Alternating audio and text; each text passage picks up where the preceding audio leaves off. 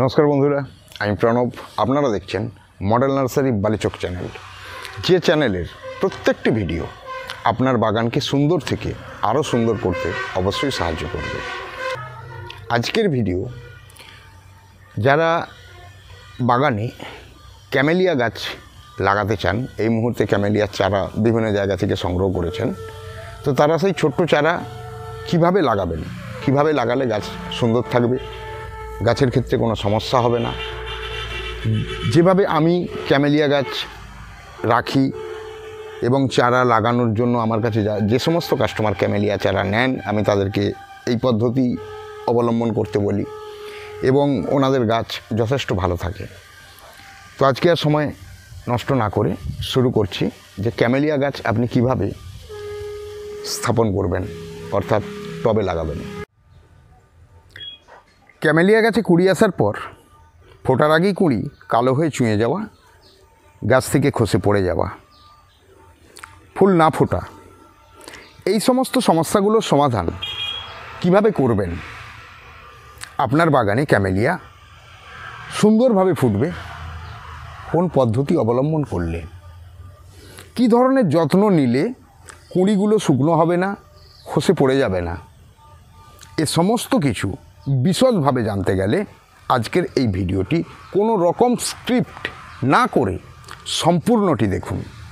কারণ এই ভিডিওর মধ্যে আমি আপনাদের এটি দেখাতে চাইছি যে আমি কিভাবে ক্যামেলিয়া গাছকে রাখি এবং তাতে কুঁড়ি শুকনো হয় না, ফুল সুন্দরভাবে ফোটে এবং বিশেষ করে যখন কুঁড়ি আসে তখন আমি ক্যামেলিয়া গাছের গোড়ায় কী ধরনের খাবার ব্যবহার করি। নমস্কার, আমি প্রণব। আপনারা দেখছেন মডেল নার্সারি বালিচক চ্যানেল, যে চ্যানেলের প্রত্যেকটি ভিডিও আপনার বাগানকে সুন্দর থেকে আরও সুন্দর করতে সাহায্য করবে। তাই আজকে আর দেরি না করে চলে আসি মূল ভিডিও পর্বে। এখানে আমি আপনাদের সঙ্গে শেয়ার করতে চলেছি যে এই শীতের সময় যখন ক্যামেলিয়া গাছে কুঁড়ি আসে তখন ক্যামেলিয়া গাছে কী ধরনের পরিচর্যা আমি করি। আপনাদের সর্বপ্রথম কাজ হচ্ছে, দেখবেন ক্যামেলিয়া গাছে কোনো সময় খুব সরু সরু ডাল শুকনো হয়। এই যে যেমন ধরুন আমি এখানে দেখাচ্ছি, এই যে দেখুন একটি ডাল শুকনো হয়ে গেছে। তো এই ধরনের শুকনো যে ডাল, এই যে শুকনো ডাল, এগুলোকে আপনি গাছ থেকে ভেঙে ফেলবেন, এগুলো গাছে রাখবেন না। আপনারা গাছটি দেখেই চিনতে পেরেছেন, এই গাছটি একটি সমস্যার মুখে পড়েছিল, যার ভিডিও আমি আপনাদের শো করেছিলাম এবং গাছটি প্রায় মারা যায়, এই পর্যায়ে পৌঁছে গিয়েছিল। তো সেখান থেকে আমি গাছটিকে পুনরায় রিকভারি করি এবং গাছটিতে এবছর আবার দেখুন ফুলের কুঁড়ি এসেছে। দেখুন প্রত্যেকটি কুঁড়ি দেখুন কত সুন্দর, কোথাও কোনো শুকনো হওয়ার দাগ কুঁড়িতে নেই। দেখুন গাছে ভালো মতোই কুঁড়ি এসেছে। দেখুন, তো এই যখন কুঁড়ি এসেছে এবং নতুন আবার ডাল খুলবে, এই সময় আমি গাছে খাবার দেব। তার আগে আমার টবের দিকে খুব ভালো করে লক্ষ্য করুন যে আমি জল কতদিন আগে দিয়েছিলাম, খুব ভালো করে লক্ষ্য করুন। বুঝতেই পারছেন যে আমি কতদিন আগে জল দিয়েছিলাম। দেখুন গোড়ার মাটি হালকা হালকা ফেটে গেছে। তো আমি এই সময় এই মাটিটাকে একটু এইভাবে উস্কে দেব। ওপরের দিকে ফেটে গেছে কিন্তু দেখুন ভেতরের দিক যথেষ্ট ময়েশ্চার আছে। অর্থাৎ ক্যামেলিয়া গাছে জল দেওয়ার সময় এটি একটু লক্ষ্য রাখবেন। যদিও জল ক্যামেলিয়াতে খুব একটা সমস্যা তৈরি করবে না, কিন্তু যদি টবের ফুটো কোনোভাবে জাম হয়ে যায় তখন কিন্তু ক্যামেলিয়া গাছে জল একটি সমস্যা তৈরি করে দেবে। এইভাবে আমি মাটিগুলোকে, উপরের মাটিগুলোকে ভালো করে উস্কে দিলাম।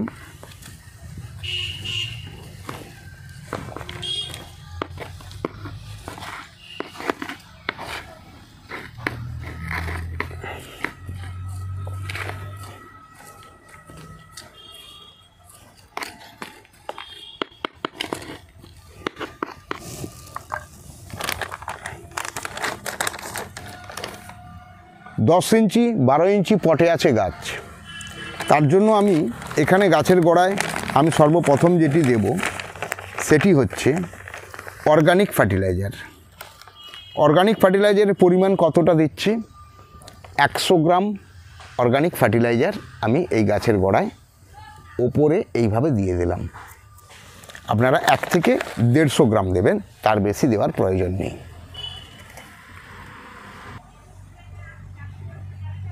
তো যাদের কাছে এই ধরনের অর্গানিক ফার্টিলাইজার নেই তারা কি দেবেন, তারা দেবেন যতটা সম্ভব পুরানো কাউডাঙ্ক বা গোবর খত আছে, যত পুরানো ওটি ব্যবহার করতে পারেন, কিংবা খুব ভালো ধরনের ভার্মি কম্পোস্ট ব্যবহার করতে পারেন, গাছের গোড়ায় কোনো সমস্যা নেই।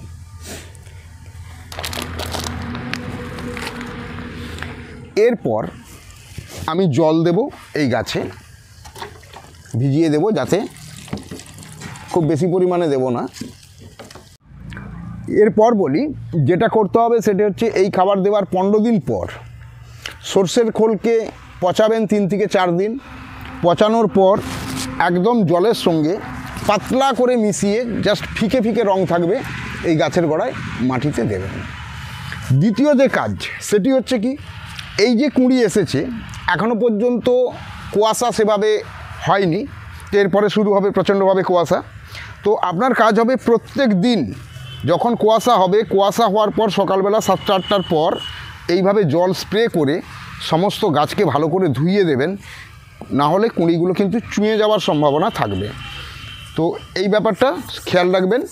যদি এইটুকু সামান্য পরিচর্যা আপনি ক্যামেলিয়া গাছে করেন তাহলে আপনার ক্যামেলিয়া গাছ কোনো সময়ই ক্ষতিগ্রস্ত হবে না, এবং আশা করি কোনো রকমভাবে কুঁড়ি ঝরেও পড়বে না। আজকে আমি এই ভিডিওতে আপনাদের সঙ্গে যেটুকু শেয়ার করলাম, যদি আপনারা এইটুকু মেনটেন্স করেন, আমি আশা করছি আমার কাছে গাছ যেভাবে হয় আপনাদের কাছে গাছ এর চেয়েও সুন্দর হবে। আর এইভাবে পরিচর্যা করুন, পরিচর্যা করার পর যে ফুল ফুটবে সপরিবারে ফুলের সৌন্দর্যতা উপভোগ করুন। এরপরে বলি রাখবেন কিভাবে। নির্দিষ্ট প্লেস, অর্থাৎ আপনি যদি ক্যামেলিয়া গাছকে রোদে রাখেন তাহলে রোদেই থাকবে, আর যদি আধো আলো আধো ছায়াতে রাখেন তাহলে বরাবর সেই পরিবেশের মধ্যেই রাখবেন। আরেকটি বিশেষ করে বলে নিই, ক্রমশ তাপমাত্রা বৃদ্ধি পাচ্ছে। এ পর্যন্ত আমি ক্যামেলিয়া 10 বছর কাজ করছি, সর্বোচ্চ তাপমাত্রা 43 ডিগ্রি পর্যন্ত আমার গাছ তাকে অ্যাবজর্ব করেছে। আমি জানি না ভবিষ্যতে তাপমাত্রা আরও বাড়লে সেক্ষেত্রে হয়তো সেটি গাছের ক্ষেত্রে হার্মফুল হতে পারে। তাই আপনাদের আমি সতর্ক করে রাখি, যদি এই ধরনের ঘটনা ঘটে তাহলে কিছুটা সময়ের জন্য গাছকে একটু ছায়া জায়গায় সরিয়ে এনে রাখবেন।